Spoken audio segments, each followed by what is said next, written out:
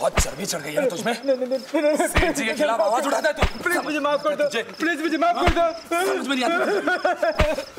छोड़ दीजिए मेरे बेटे को, छोड़ दीजिए, मैं अंगूठा लगाने को तैयार हूँ। अंगूठा तो तू लगाएगा ही, लेकिन पहले तेरे बेटे को सबक तो मिल जाए।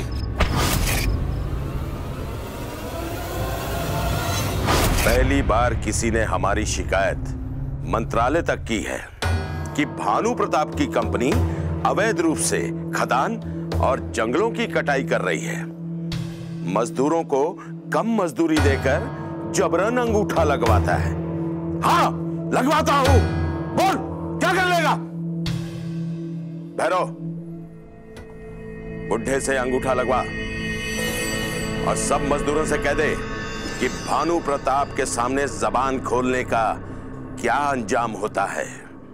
चलो शंकर।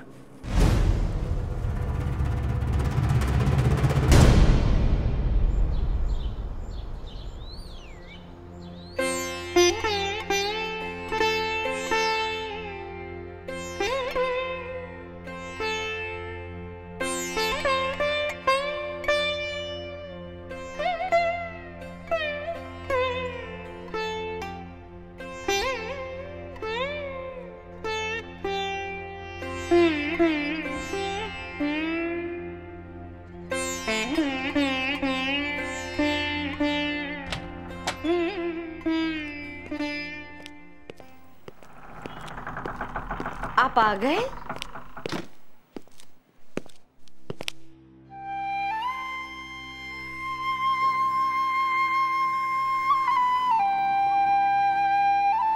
कहाँ थे आप रात भर? मैं कितनी परेशान थी। एक फोन तो कर लिया होता। अरे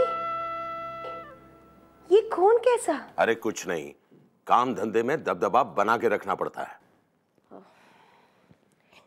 फिर किसी बेचारे गरीब मजदूर की शामत आई होगी। ये काम धंधे की बात तुम्हारे पल्ले नहीं पड़ेगी। तुम सिर्फ खाओ पियो और राम राम करो। मेरी बात तो सुनिए।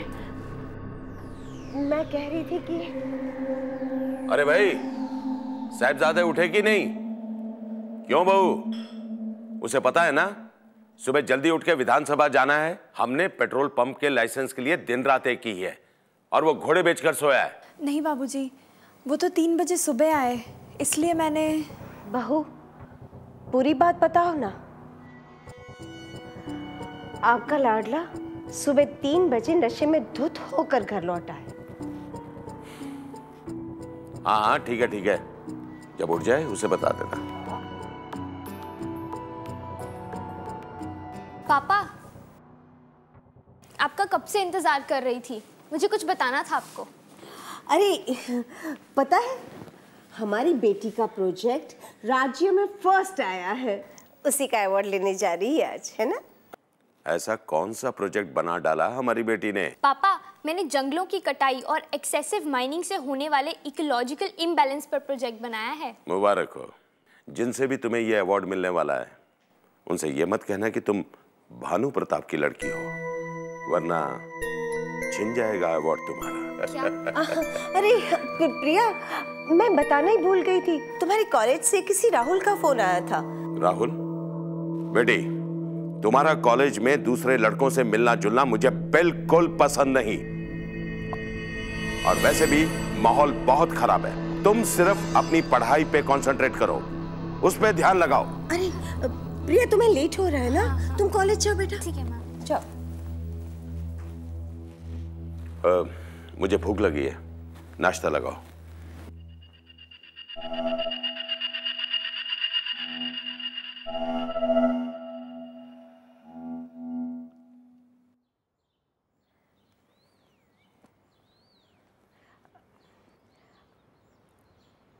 आपसे एक बात पूछनी है। पूछो।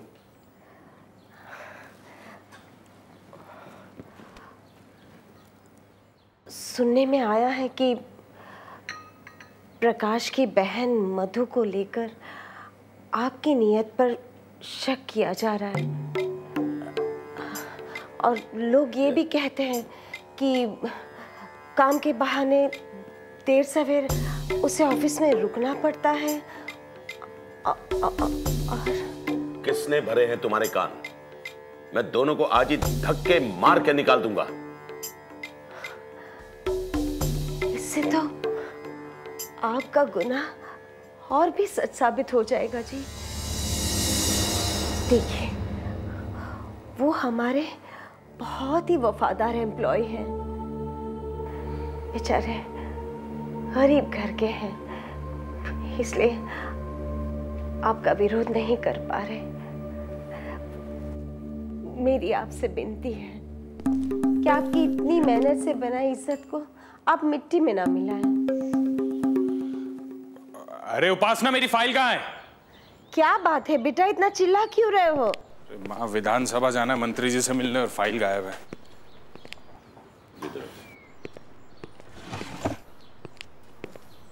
बेटा नाश्ता कर लो। नहीं, विधानसभा जाना है, मैं लेट हो रहा है। देखा, ये होता है काम के प्रति समर्पण। सुबह लेट आने के बावजूद भी इसे अपना फर्ज तुम्हारे खाने से ज्यादा प्यारा है। और एक तुम हो जो उसके नुक्स निकालती रहती हो। बेटा, रात को अगर देर हो जाए तो शंकर को अपने साथ रख लिया करो। और एक बात याद रखो, पैसे वालों के हजारों दुश्मन होते हैं। आप पूछेंगे नहीं कि इतनी देर तक ये कहाँ था? अरे भाई, जवान है, होगा कहीं। अरे तो फिर अकेले क्यों घूमता फिरता है? बहू को साथ में लेकर क्यों नहीं जाता? बेचारी दिन रात इसके इंतजार में घर में पड़ी रहती है। अब इसका दोष मुझे मत दो माँ। एक तो हल्के घर की लड़की मेरे गले बांध दी, ऊपर से उसको पूरा मीराबाई बना रखा है। वो मेरे कल्चर में सेट नहीं हो सकती। चुप कर, कल्चर का बच्चा। तेरे कारनामे देखकर कौन सा बड़ा खानदान अपनी बेटी तुझे देता? मेरी बहू के संस्कारों की तो तुझे कोई कदर ही नहीं है। बस रहने दो, तुम गाड़ी निकालो, हमें चलना है।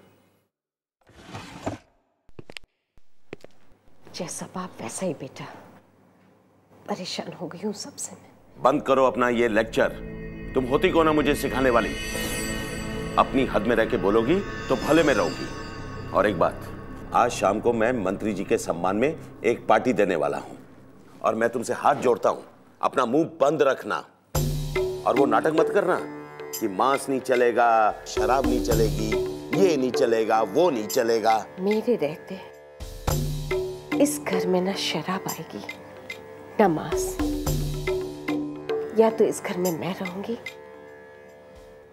या तो आपकी पार्टी होगी। अब सुनो, मंत्री जी पेट्रोल पंप का लाइसेंस विक्रम के नाम से दे रहे हैं, और ये पार्टी मैंने उसी के हित में रखी है। ये पार्टी तो होगी ही। अब तुम अपना सोच लो।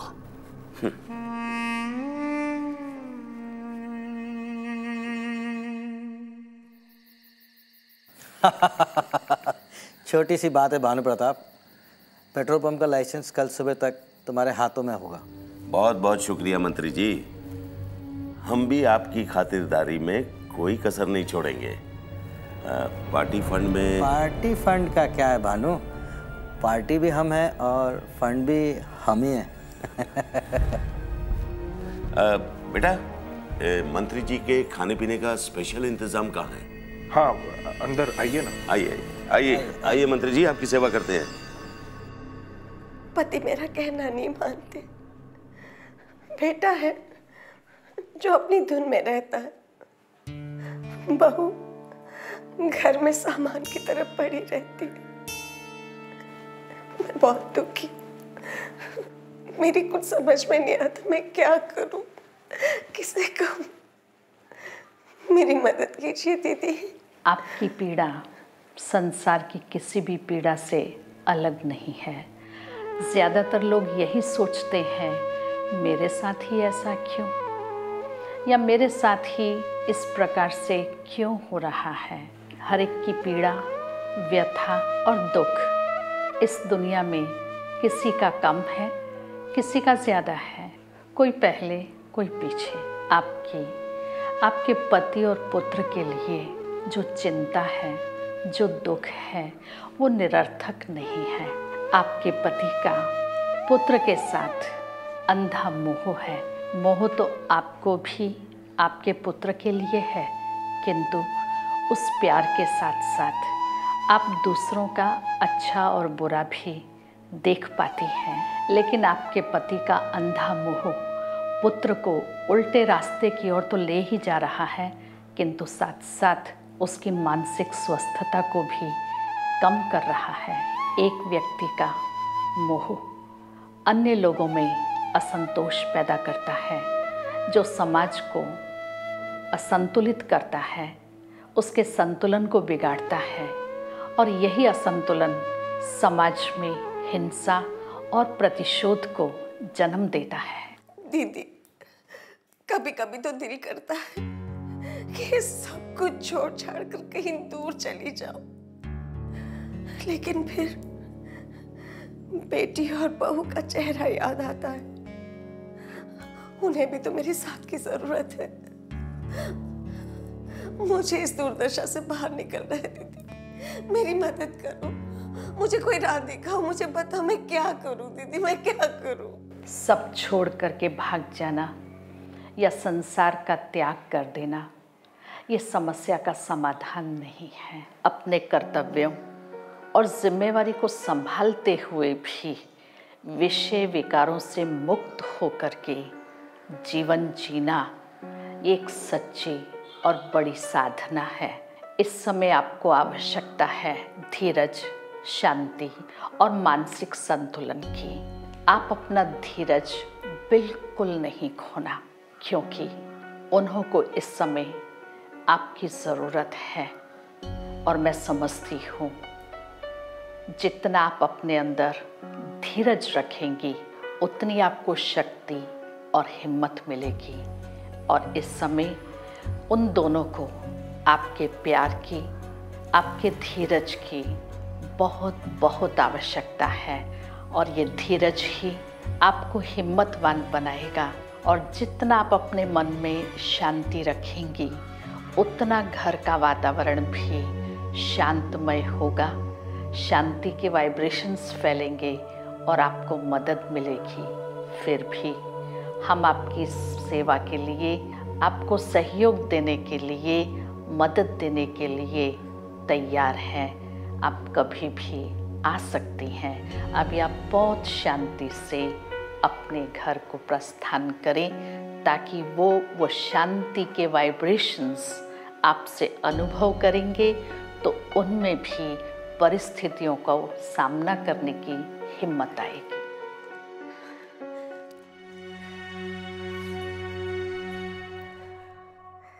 धन्यवाद दीदी।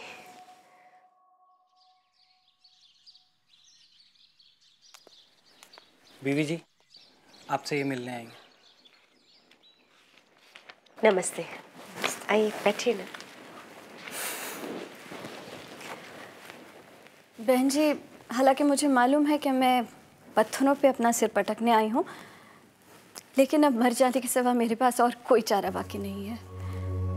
आप ऐसा क्यों कह रही है? हमने आपका क्या बिगाड़ा है? बिगाड़ा तो किस्मत ने है, पर ना कौन सी कमी है आप लोगों के पास जो आप लोगों ने मेरे शहीद पति के नाम अलॉट किए गए उस पेट्रोल पंप को अपने नाम करवा लिया।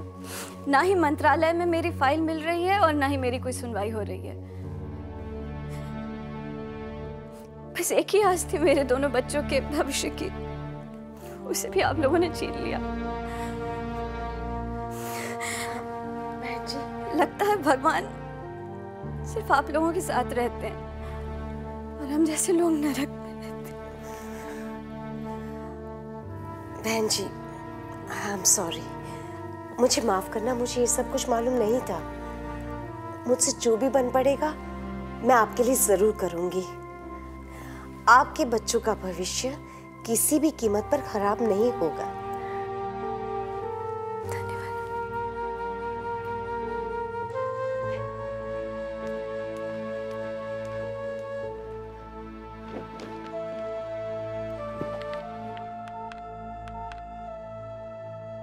आश्वासिनी, बोलो।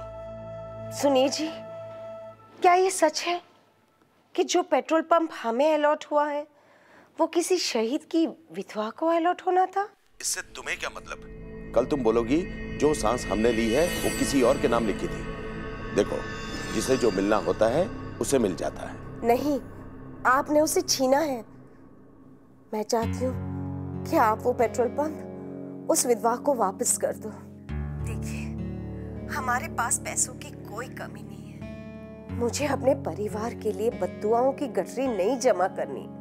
ठीक है ठीक है, मेरा दिमाग खराब मत करो, मुझे और भी काम है। फोन रखो।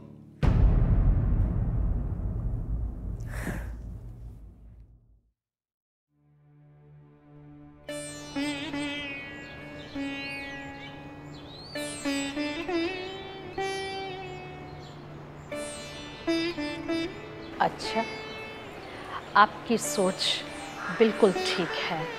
कोई बद्दुआओं पर अपने महल बना सकता है, लेकिन वहाँ खुशी का वास नहीं हो सकता। कोई भी इंसान छल, कपट, फरेब, झूठ और चोरी से दौलत इकट्ठी करके अपने परिवार का पालन पोषण करे तो उसमें भी वही विष अंदर घुलता रहता है और उससे ना चाहते हुए भी संतान को ऐसे संस्कार मिल जाते हैं जो कामी, कपटी और अधर्मी होते हैं। इसलिए जो उत्तम आचरण वाले मनुष्य होते हैं वो अपने संस्कारों पर सदैव सावधानी पूर्वक ध्यान देते हैं। इसीलिए किसने कहा है, जैसा अन्न वैसा मन, जैसा पानी वैसी वाणी, क्योंकि जैसा बोएंगे वैसा काटेंगे। इसलिए आप कभी भी अपने सत्कर्मों से पीछे नहीं हटिएगा। क्यों? इसी ने ही संभवतः है आपके सारे परिवार को एक सूत्र में बांधा हुआ है। अच्छा दीदी, तब मैं चलती हूँ, बहुत देर हो गई। घर जाकर बच्चों के लिए खाना भी बनाना है। ये तो आपकी बहुत अच्छी विशेषता है। इतने नौकर होते हुए भी आप भोजन स्वयं बनाती हो। उसमें वो मातृत्व, वो प्यार स्वतः ही संस्कारों में भरा जाता है। ओम शांति।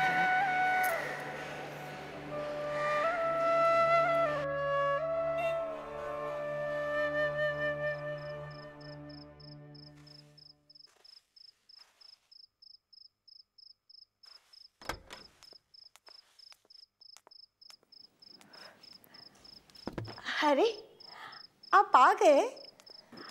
आप इतनी जल्दी आ गए? मुझे बता दिया होता, मैं भी आ जाती। अच्छा, आप चाय पियेंगे? आप बैठिए ना, खड़े क्यों हैं? क्या बात है? आप इतने परेशान क्यों हैं? कुछ गुंडों ने हमारी प्रिया को किडनैप कर लिया है। हमारी प्रिया? क्या प्रिया किडनैप हो गई? कैसे? किसने किया? प्रिया तो कॉलेज गई थी ना। प्रिया किडनैप कैसे हो गई? कौन ले गया उसे? हे भगवान, अब क्या होगा? मुझे बहुत डर लग रहा है, बताइए ना कैसे? आपने वही तो कर रहा हूँ। कुछ छोटी मोटी रकम नहीं, 3 करोड़ की फिरौती मांगी है उन्होंने और सिर्फ 2 घंटे का वक्त दिया है। आज बैंक भी बंद है। मैंने कुछ दोस्तों से उधार लेके विक्रम और शंकर को भेजा है प्रिया को लाने के लिए। बस एक बार हमारी बेटी घर आ जाए, फिर ये जो भी है, इनकी मौत का तांडव तो सारी दुनिया देखेगी। नहीं, आप मेरी बेटी को ले आइए। कहाँ चली गई प्रिया? प्रिया मेरी बच्ची कहाँ चली गई है भगवान? मुझे बहुत डर लग रहा है जी। माँ, प्रिया, मेरा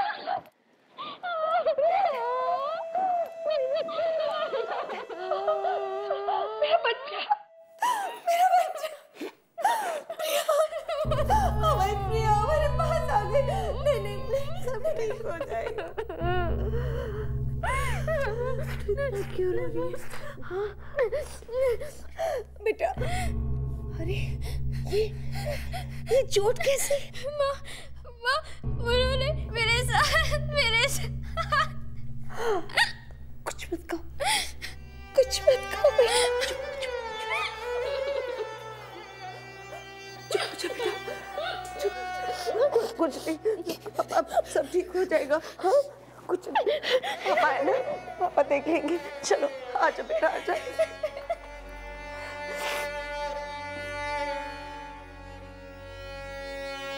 भानु प्रताप की बेटी का किडनैप और बलात्कार इस घर की चार दीवारी के बाहर नहीं जाना चाहिए।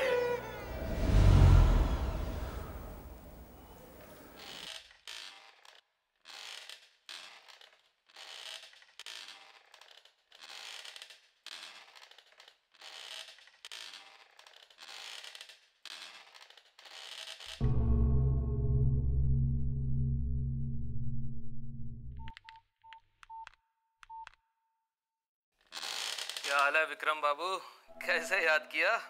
किसी ने सच ही कहा है, गुंडे हमेशा गुंडे ही रहते हैं। मैंने तुम्हें सिर्फ उसे किडनैप करके अपने पैसे वसूल करने के लिए कहा था। मैं जान से मार दूंगा तुम लोगों को। तुमने मेरी बहन को हाथ कैसे लगाया?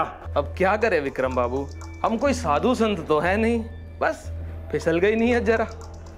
और जहां तक हमारे गुंडेपन की बात है, तुम कौन से दूध के धुले हो? क्यों नहीं खुद को किडनैप करवा लिया था? लेकिन तुम्हें तो जुआ खेलने से फुर्सत है नहीं।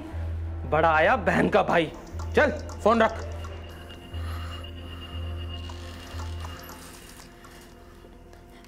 सुनिए, खाना खाएंगे? खाना लगा दूं? खाना थोड़ा सा जहर खिला दे। उधर मेरी बहन किडनैपर्स के चंगुल में थी और तेरे बाप से 50 लाख का इंतजाम नहीं हुआ। निकल मेरे घर से।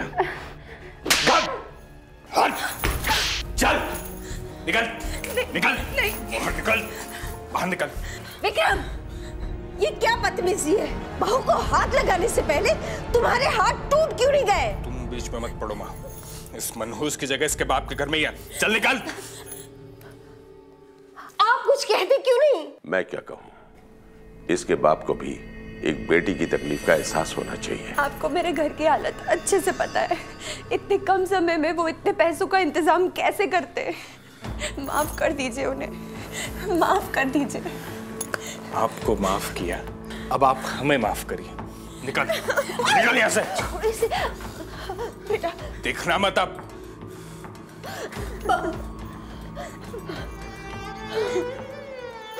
नहीं बहू, इन हैवानों के सामने गिर गया ना, तुम्हें शोभा नहीं देता।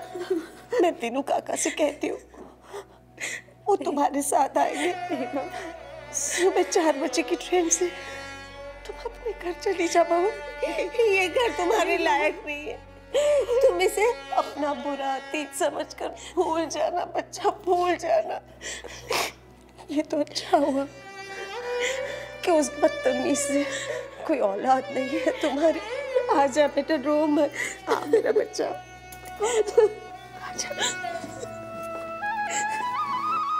बहन प्रिया, शरीर पर लगे इस क्षणिक दाग को अपनी आत्मा तक नहीं जाने देना, नहीं तो जिंदगी भर आपको तकलीफ उठानी पड़ेगी। मैं ये नहीं कहती कि पापी को सजा ना मिले, परंतु इस समय ज़रूरत है आपको मानसिक संतुलन की, क्योंकि यही संतुलन आपको इस परिस्थिति को सामना करने की हिम्मत देगा। पाप कर्म करने वाले व्यक्ति को उसके कर्म स्वतः ही उसकी सजा को निश्चित कर देते हैं। इस समय मानसिक संतुलन बनाए रखने की आपको अति आवश्यकता है, क्योंकि जो भी घटना घटी है या परिस्थिति है, उसको अपने अंदर समाने की शक्ति चाहिए, ताकत चाहिए। मानसिक संतुलन आपको इसमें बहुत मदद करेगा। उसकी सजा तो निश्चित हो ही गई है, इसलिए संतुलन बनाए रखो। लेकिन दीदी, सजा मेरे पति और मेरे बेटे को भी मिलनी चाहिए, क्योंकि उन्होंने मेरी सुशील बहू के साथ इतना अनर्थ किया। बहन, मनुष्य सांसारिक विषयों और वैभवों से महल, मकान, माड़ी, सब कुछ बना सकता है, परंतु इस क्षणिक सुख के लिए अच्छा बुरा सही गलत बिगड़ सोचे विचारे करोड़ों की दौलत इकट्ठी की, क्या वो सुख दे सकी? परंतु जीवन का सच्चा सुख व्यक्ति के श्रेष्ठ आचरण में है। उन्होंने जो भी कर्म किया, बच्चा स्वतः ही अपने पतन का मार्ग ढूंढ चुका है। आपके पति भी आपका और बेटी के प्यार से वंचित है, लेकिन इस समय में उनको भी आपको संभालने की जरूरत है। मैं चाहती हूँ आप करुणा का भाव अपने अंदर रखकर उन्हें क्षमा कीजिएगा। क्षमा भाव और करुणा भाव एक बहुत बड़ी शक्ति है जो व्यक्ति का जीवन परिवर्तन कर सकती है और परिस्थिति को सामना करने की ताकत देता है। मैं खुद मंत्री जी से बात कर लूंगा। हाँ गुप्ता, तुम बैंक गए थे ना पैसे निकलवाने के लिए, देर कहाँ लगा दी? दोपहर तक का वक्त दिया था हमने कुछ लोगों को। सर बैंक में 1 फुटी कौड़ी तक नहीं है। क्या तुम्हारा दिमाग तो नहीं खराब हो गया? 4 करोड़ से ज्यादा रकम होनी चाहिए मेरे अकाउंट में, तुमने ठीक से चेक किया? जी सर, मैं बिल्कुल सही कह रहा हूँ सर। आपका और विक्रम सर का जॉइंट अकाउंट है और पिछले 2 महीने में विक्रम सर ने धीरे धीरे करके सारा पैसा निकाल लिया। ये उनके साइन किए हुए बैंक के विड्रॉल फॉर्म्स हैं। जी हाँ भानु प्रताप जी, ये बिल्कुल सही है। मैं आपसे मिलना ही चाह रहा था कि गुप्ता जी दिखाई पड़ गए। पुलिस रेड के दौरान आपके बेटे विक्रम का नंबर शहर के बड़े सट्टेबाजों और जुआरियों के फ़ोन से मिला है। आप शहर की एक मानी हुई हस्ती हैं, इसलिए आपको आगाह करना मेरा फ़र्ज़ था। सर एक बुरी खबर और है। ये बंगलो पिछले 1 साल से गिरवी था और ये कोर्ट के ऑर्डर से हमें 2 दिन में ये बंगलो खाली करना होगा। कोर्ट के ऑर्डर से पहले नोटिस जारी होता है, समन जारी होते हैं। भानु प्रताप जी, नोटिस भी इशू हुए थे, समन भी जारी हुआ था, लेकिन आपके साहबजादे विक्रम ने पोस्टमैन को पैसे देकर समन और नोटिस दोनों को फड़वा दिया। अरे आपको क्या हो गया? आपको क्या हो गया? प्लीज, अरे शंकर, प्रिया, विक्रम, कोई जल्दी से एम्बुलेंस बुलाओ, जल्दी आओ।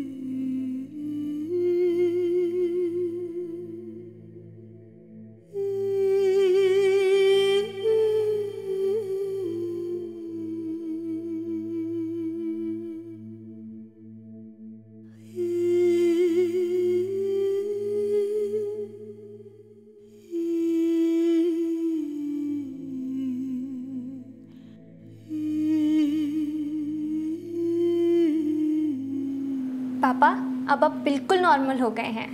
मत कहो मुझे पापा, मैं इस लायक नहीं हूं। क्यों बचाया मुझे? मर जाने दिया होता।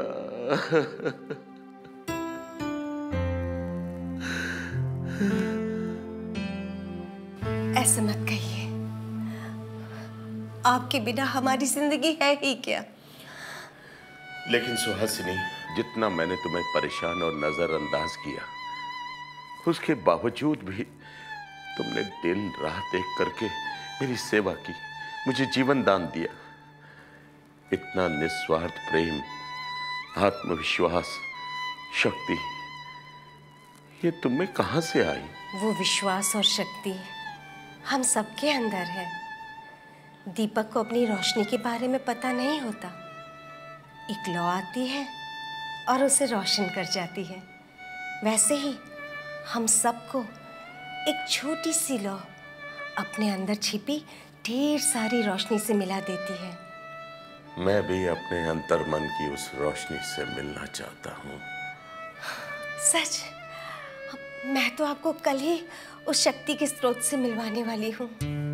ये तो अच्छा हुआ कि आपने खुद ही इच्छा जता दी।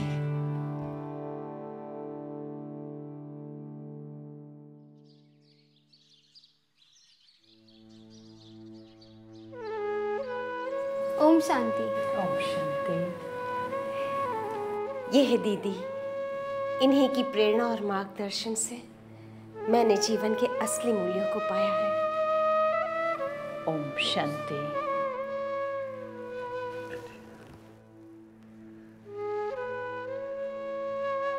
इनको तो आपसे सिर्फ प्रेरणा मिली है, लेकिन मुझे जीवन दान मिला है। अपना सब कुछ गवा के जो मैंने पाया है वो और भी ज्यादा कीमती है। भैया, आज आपके चेहरे पर एक छोटे बच्चे की तरह असीम शांति दिखाई पड़ती है। जीवन में कभी कभी मूल्यों को प्राप्त करने के लिए बहुत बड़ा बलिदान देना पड़ता है। आपने तो कुछ भी बलिदान नहीं दिया। जो आपका था ही नहीं वही गया है, वो निश्चित है। और मूल्यों को पहचानने के लिए इतना बड़ा बलिदान तो था ही नहीं। परिवार के साथ आप जिस मानसिक शांति को भी अनुभव कर रहे हैं वो इन भौतिक साधनों से भी प्राप्त होना संभव नहीं है। सुबह का भूला शाम को घर आए तो भूला नहीं कहलाता है। बहन, आपका एक एक वचन अनमोल है। जिन्हें मैं सुख समझता था वही मेरे दुख का कारण निकले। भैया, काम, क्रोध, लोभ, मोह, अहंकार के मनुष्य जब वशीभूत होता है तो सत्य उसके कितना भी समीप हो उसे नजर से दिखाई नहीं देता है। लेकिन एक गृहस्थ को तो समाज के साथ भी चलना पड़ता है। अपने परिवार और प्रतिष्ठा का ख्याल भी रखना पड़ता है। ये बात सही है कि एक प्रवृत्ति वाले को, गृहस्थी को ये सब कुछ इतना सरल नहीं है, परंतु जीवन की सच्ची साधना इसी में ही है। अपनी जिम्मेवारियों, अपने कर्तव्यों को संभालते हुए इन पांचों ही विकारों से अपने को मुक्त करके अपना जीवन व्यतीत करना।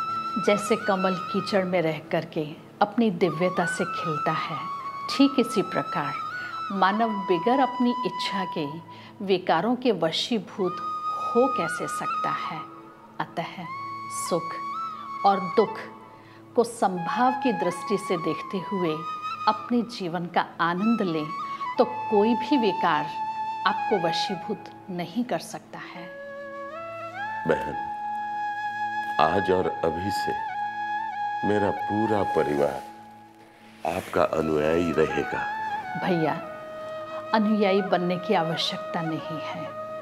हमें अपनी अंतरात्मा के दीपक को प्रज्वलित करना है। सत्य हमारे भीतर है।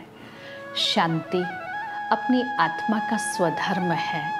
इसलिए सदा ये लक्ष्य रखें कि मैं शांत स्वरूप आत्मा हूँ। अच्छा, अब मुझे आज्ञा दीजिए। मेरी यही शुभकामना और शुभ भावना है कि आपका जीवन सुखमय, शांति और आनंद से भरपूर हो। अच्छा, ओम शांति।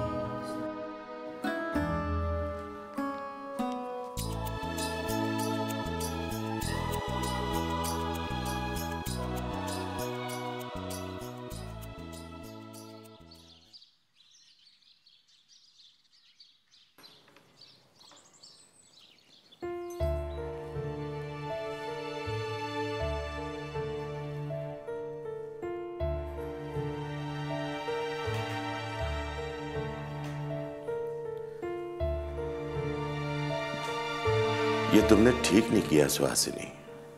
हम तो किराए पर कहीं भी रह लेते। बेटी की शादी के लिए जोड़े हुए पैसे और अपने जेवर बेचकर ये घर खरीदने की क्या जरूरत थी। अब मेरे पास थे तो मैंने कर दिया, नहीं होते तो नहीं करती। और वैसे भी अपने परिवार से बढ़कर थोड़ी ना है ये गहने, वापस आ जाएंगे। आप है ना, कल से आपकी बिजनेस की चिंता कीजिए। नहीं, मैं अब चिंता नहीं, चिंतन करूंगा। कितनी शांति महसूस हो रही है इस छोटे से घर में। आप कल से ऑफिस जा रहे हैं? मैंने अपने ऑफिस के स्टाफ के किसी भी मेंबर को नौकरी छोड़ने नहीं दी। लेकिन ऑफिस चला कौन रहा है? आपका नालायक बेटा पापा।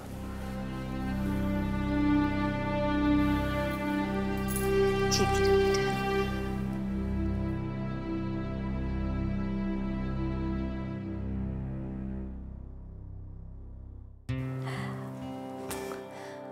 अब इसे माफ भी कर दीजिए ना। विक्रम भी अब सत्य का अनुयायी हो गया है। वो उपासना के परिवार से माफी मांगकर उसे सम्मान के साथ अपने घर वापस ले आया है।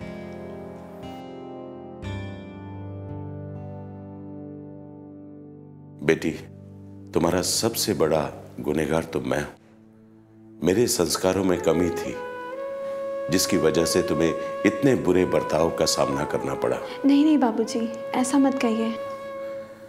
लेकिन क्या तुमने हमारा वो पुराना घटिया वाला बिजनेस फिर से तो नहीं शुरू कर लिया? नहीं, इसने अपनी गाड़ी बेचकर आपके कंपनी के नाम वृक्षारोपण का टेंडर हासिल किया है। सारा दिन मोटरसाइकिल पर मजदूरों की तरह मेहनत करके आपकी कंपनी को चलाए रखा है। माफ कर दीजिए ना इसे। सही कहती हो सुहासिनी, पश्चाताप से बड़ा कुछ नहीं होता। चलो बेटा, कल से नहीं बल्कि आज से एक नई शुरुआत करते हैं। अपने लिए तो बहुत जी लिए, अब बाकी का सारा जीवन समाज और सत्य के लिए बिताएंगे।